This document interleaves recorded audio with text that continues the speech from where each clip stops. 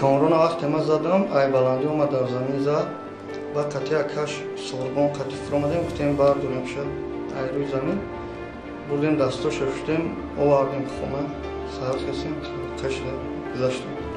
از سبب که مست بدم زدمش کشتمش مرده همین کردارم سخت پشایمون در اومدم یکم را همین شفر رو خیز زد خونه در اومدم مش خیز زدن وقتی که میزد شما ساعت چند بود؟ ساعت 2 بودم 2 شب وای بینیم خونه اومده سبب اومد چیکه سبب وای در اجازه سبب گفت نه زنازه همون گفته که نه زن تاوی وای نک روش نکردم زدی سبب شد